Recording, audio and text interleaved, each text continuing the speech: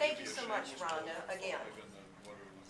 Also, I have an interpreter here. Her name is Bridget Bang, and she's from Ability Interpreting LLC. You may notice her over there. She's the young lady with the microphone, and she is going to speak for me as I use my native language. I do speak, I know how, but I am much more comfortable signing, because when I tend to speak, I tend to, run on and blah, blah, blah. So we want to keep this very succinct. I know we don't have a lot of time, so therefore I use my interpreter. Anyway, hello everybody. Hello Rotary Club. I am so happy and pleased to be here, and I'd like to thank you for letting me share about Impact CIL. Impact is an advocacy group, a self-help clinic for nonprofit organizations, which was formed in September of 1985. And it's primarily run for people with disabilities, by people with disabilities. Actually, we are celebrating our 30th year, so we're quite happy that we've made it in the community for 30 years. Yay.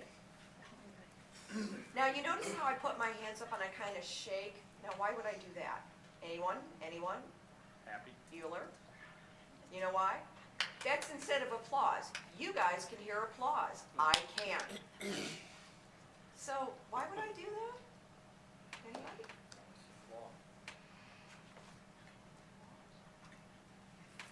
And also let me explain about sign language a little bit.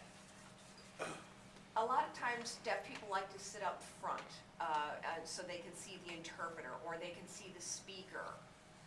And then the audience is normally behind us, and they applaud, oh my goodness, oh I'm so happy, about whatever, an actor, the end of a speech or something, and the deaf person is up front, we don't know what's going on. So now what we do is for people that are deaf and hard of hearing, when we see people start applauding, instead of applauding, we shake our hands. That shows applause. So visually, we know that we're applauding, and everybody else knows that we're there with you and applauding for whatever is happening. That's part of deaf culture, and that's something we do. I did notice some people, so if you see people in an audience doing that, just know that they're not crazy, they're actually applauding. So, I'd like to talk about our mission. The mission of Impact is to promote pride and respect for people with disabilities by sharing tools that are necessary to take control of your own life. Impact advocates for full community involvement of all citizens, all people, regardless of disability. We assist people with disabilities to achieve their full human potential and to advocate for society and try to get a society that's free from both physical and attitudinal barriers. Impact envisions a society where we as people live independently in our place of our choice. And it is a society that is free from barriers, discrimination, prejudice, and segregation. It's only then that we can be free to make our own decisions and choices and to live in a community that accepts us as equal members.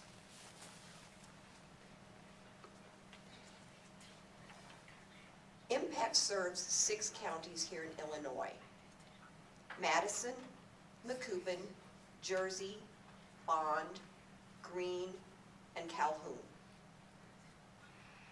And we're also part of a larger disabilities right movement across the United States.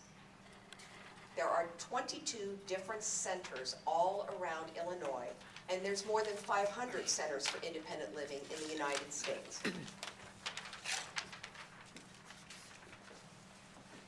Impact serves people with a wide variety of disabilities. People with mobility issues, people with depression, visually impaired people, deafness, hard of hearing, people with brain injuries, cognitive disabilities, and mental health issues.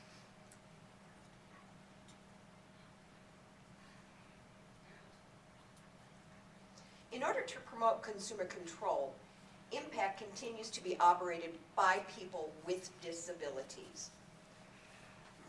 Also, our governing board of directors and the staff consist of at least 51% of people with disabilities. We provide 4 core services to the community: self-advocacy, peer support, counseling, and information and referral. We also do independent living skills training. We have a pharmaceutical assistance program, youth advocacy, low vision and blind services, deaf and hard of hearing services, community reintegration, home services, personal assistance training and referral, transit training, ramp programs, and sign language classes. If you notice, I put a brochure next to each one of you at the table. If you'd like to open it up and see on the second page, you can kind of see the list of programs that we have. And you know, if you see anything that you particularly are attracted to, or something that you see is gapping in services, make a little note and we can explain to you what services we have or what you think we may need.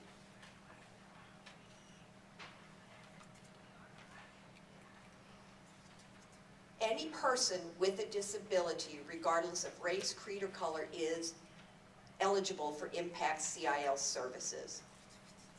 Our services are free. We have all right, maybe not all free, like the sign language classes, and very rarely we have some educational opportunities that require some funding. Now, we do sponsor other trainings besides sign language, just so you know. Now, I've been working for Impact for about 7 years now.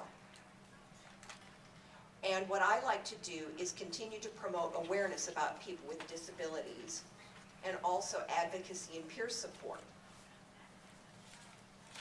One of the 2015 Illinois laws recently passed, and I helped with that amendment to the Hearing Instrument Consumer Protection Act. And what that is, it changes a word. One of the old words for deafness was hearing impaired. That language has been replaced by deaf and hard of hearing. And you're probably thinking, so, well, you know, what's the reason for that?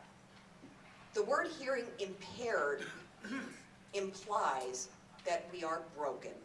Impaired is a break. I'm not broken, I'm just deaf. You know, and people have different levels of hearing and different levels of hearing lost, and so we identify with deaf and hard of hearing. So keep that in mind when you see a person who may be deaf and you want to go, oh, look at that cute little hearing impaired kid. No, let's use deaf and hard of hearing. And also there's another law, an amendment, that also is going to look at the word disabled. We're working on that too, so we're changing that word. So instead of saying you're disabled, you're a person with a disability.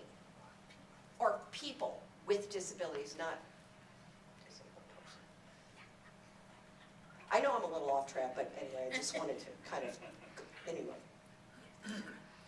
Now, Impact is a member of the United Way. Our United Way funds are used to provide independent living services to our rural communities. It helps to connect individuals to pharmaceutical assistance for needed medication that keep people living in the community. And it also helps to pay for sign language interpreters for my services and provide interpreters for other deaf and hard of hearing when needed. That is something that United Way has done to help us. So I absolutely want to thank United Way. Our primary source of funding is through the state and federal dollars, and that's administered through Illinois Department of Human Services, Division of Rehabilitation Services. We're also funded, as I said, through the United Way of Southern Illinois, and we depend on community support through donations and fundraising activities. And you know, your support would be greatly appreciated. We're very excited to announce that we are now in our 30th year. We're celebrating the 30th anniversary, and we're going to have a lovely gala August 27th, right here at Julia's Banquet Center. And we would love for you to come and join with CILs and us, Impact to Celebrate.